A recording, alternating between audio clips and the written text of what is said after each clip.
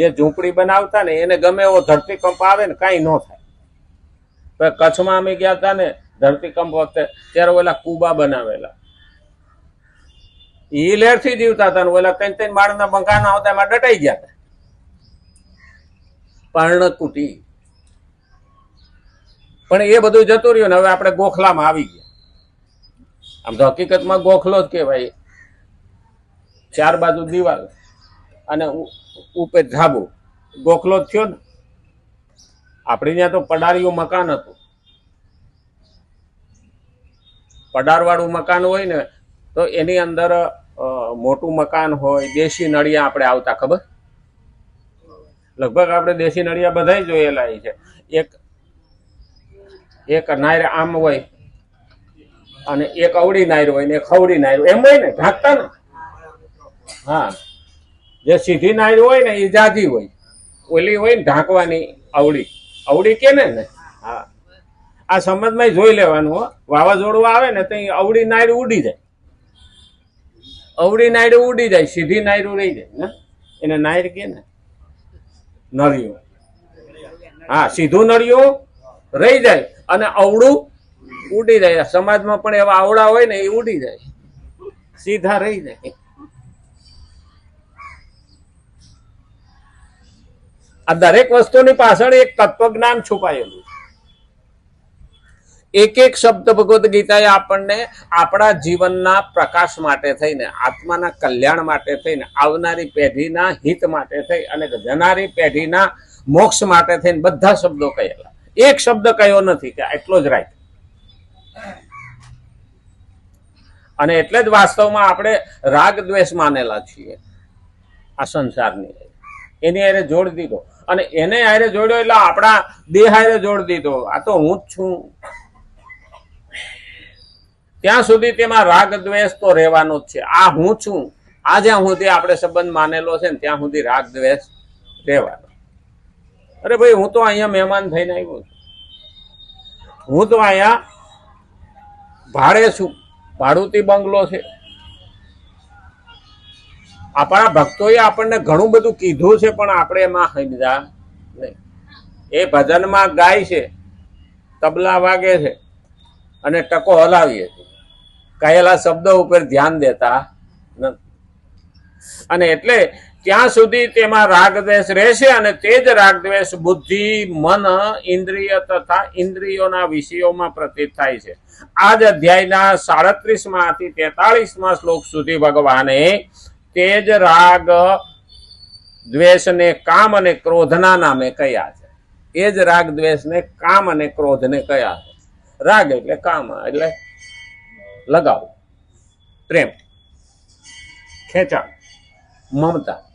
આને કામ કીધું છે. કામ વિકૃત બને ને તો વાસના બને, અને કામ યોગ્ય રીતે હાલે ને તો કામદેવ બને. એટલે કામ અને ક્રોધના નામે કયા છે. રાગ અને દ્વેષનું જ સ્થૂળ રૂપ કામ અને ક્રોધ છે. આમ ન સમજીએ ને તો કામ અને ક્રોધ. નાના કે અમે તો કામ કરીને જ આવ્યા છે, એ કામ જુદું, કામ પછી કામના જુદી, કામ જુદું. આ દરેકની વસ્તુ એકને એક શબ્દ આવતા હોય એમ તો નથી. આપણે બજારમાં સેલ ભરાણું હોય ને તો બેનો નહીં આવડે, ઇંગ્લિશ શબ્દ છે સેલ. વેચવાની વસ્તુ હોય ને ત્યાં બધા કે અહીંયા સસ્તું મળશે, પણ હકીકતમાં સેલમાં જ વધારે મોંઘું પડતું. પણ સેલ ભરાણું છે, હાલો લેવા આવવું હોય તો કે હાડીઓ હારી આવે.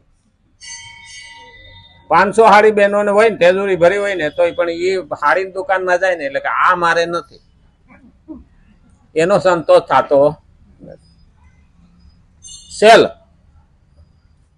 બીજા નંબરમાં ડોક્ટરો જયારે શરીરમાં તત્વ ઘટે ને ત્યારે કહે છે કે આને સેલ ઘટે છે. એ સેલ જુદો, આ સેલ જુદો. તો અમારે ખેતરમાં પાણી વારતો હોય ને એની બેટરીમાં ઓલા સેલ થઈ રહી, લાઇટ ડીમ થઈ જાય. એટલે શું કે આમાં સેલ ખલાસ થઈ. શબ્દ એક જ છે, જુદી જુદી જે વપરાય કે નહીં, અને આના અર્થ જુદા ને વસ્તુ જુદી.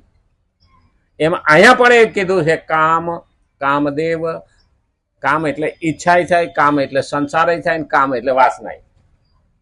જુદી જુદી રીતે વપરાણા છે. કામ અને ક્રોધના નામે કયા છે? રાગ અને દ્વેષનું જ સ્થૂળ રૂપ કામ અને ક્રોધ છે. 40મા શ્લોકમાં બતાવ્યું છે કે આ કામ ઇન્દ્રિયો, મન અને બુદ્ધિમાં રહે છે. ઇન્દ્રિયો, મન અને બુદ્ધિમાં રહે છે. હવે ત્રણેય શબ્દો એક હારે સીધી લીટીમાં હાલે. બુદ્ધિમાં સારો વિચાર આવે તો મન સારું બોલે, વિચારે, અને મન સારું વિચારે તો ઇન્દ્રિયો હારી હાલે. હકીકતમાં આપણે હાથમાં રિમોટ લઈને બેઠા હોય ને તો રિમોટ હરખું હાલતું હોય તો ચેનલ બદલાય, નહીંતર આપણે રિમોટને પસાડ્યા કરીએ, કંઈક ન થાય. રિમોટ હરખું હાલે. મન છે ને આપણું રિમોટ છે.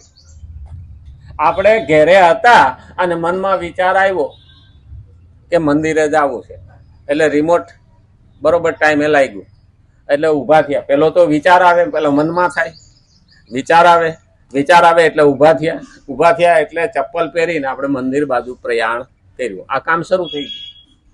એટલે પહેલો વિચાર આવે. વિચાર ક્યાં આવે? બુદ્ધિમાં આવે. બુદ્ધિ મનને ઓર્ડર આપે અને મન છે એ તનને ખેંચી અને જે ઈચ્છા થઈ ત્યાં લઈ જાય. મન ખેંચી જાય. ઘણાને એવું લાગે મન ખેંચી જાય. હા, મન ખેંચી જાય. એટલે તો ભગવાને મન ઉપર બહુ ભાર મૂક્યો છે. 9મા અધ્યાયની અંદર ભગવાને મન ઉપર ભાર મૂક્યો છે. ઘણી જગ્યાએ કીધું મન મના ભવ, મન તું મને આપી દે. મૈયા વેશ્ય મનોય માન. ભગવાન કે મારા રૂપમાં અને મારા વિચારમાં મનને ઢાળી દે. એટલી બધી મનની મહત્વ છે. તો હા, આપણે રજાના દાડે હારામાં હારી વાનગી બનાવીને બધા ખાવા બેઠા હોય, દાંત કાઢતા હોય, જલસા ખાતા હોય, રસોઈના વખાણ કરતા, કેવી મજા આવે, કેવા જલસા છે, કેવો આજ તો સરસ મજાનું શાક બન્યું, દાળ ભાત છે, મીઠાઈ છે, બધા હસતા હસતા ખાતા હોય ને એમાં ફોન આવે ફલાણા ભાઈનું એક્સિડન્ટ થયું. તો એ રસોઈ મીઠી લાગે ખરી? તો એમાં શું નીકળી ગયું? બધું જ હતું. ખાંડ હતી, વઘાર હતો, બધું જ હતું. શું નીકળી ગયું? ખાલી મન હોય. એટલે મનમાં એવી તાકાત છે કે માણસ જો મન ભગવાન તરફ વાળી દે ને તો મોક્ષ નક્કી. અને જેનું મન ઉત્પાત છે ને, આખી જિંદગી ઉત્પાત કર્યો હોય ને, એ કોઈ દી ક્યાંય સ્થિર બેહી શકે નહીં. આ વાંદરું છે ને એ ચંચળ એટલે જ છે. આખો દાડો ધોડ કરે પણ મંદિરે પહોંચે નહીં. માણસે જેની આખી જિંદગી ધોડ કર્યો હોય 5 મિનિટ ક્યાંય બેસે નહીં. અમારા ગામમાં એક કાકા હતા ને, એ કાકા જ કહેવાય. હું નાનો હતો તો એ કાકા ઉંમરલાયક હતા. એટલે હવે એનું મન એવું ચંચળ ને,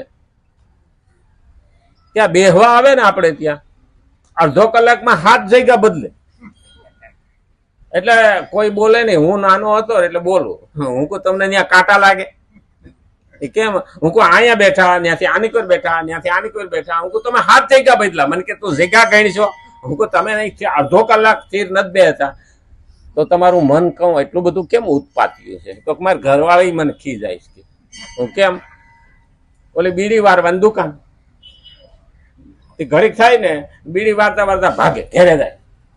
કેમ આવ્યા? ઘરવાળી કે પાણી પીવા આવ્યું.